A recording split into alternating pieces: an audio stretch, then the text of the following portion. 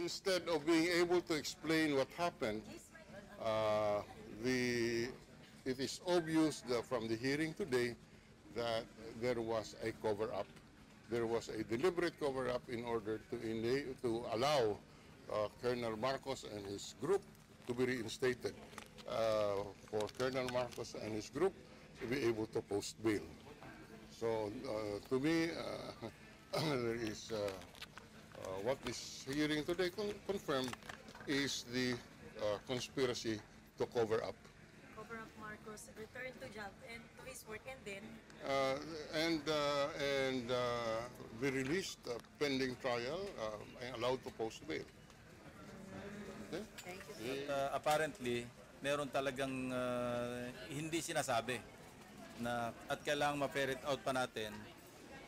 Maybe when we secure additional documents or issuances, or possibly we can secure other or hear from other source persons. Frat brother ni President Duterte, suicide. Yeah. What do you make Karamihan of sa that? kanila actually. Okay, sir. Pero the President has been vocal about supporting Marcos. Tapos siya Yung pa nga isa, and then yun nga, very loud yung signal, and then ganito yung nangyari. So we have all the reason to suspect na parang kinakadel masyado si Marcos dito. And yun nga, kaya tinanong ko, ang posisyon ng regional director ng CIDG sa SOC Sergeant carries the rank of a senior superintendent. So ang malaki possibility na after 6 months, which is the required residency period, pwede siya ma-promote pa na senior superintendent. Because according to NAPOLCOM, pati yung iba, of course, na-demote yung iba, no?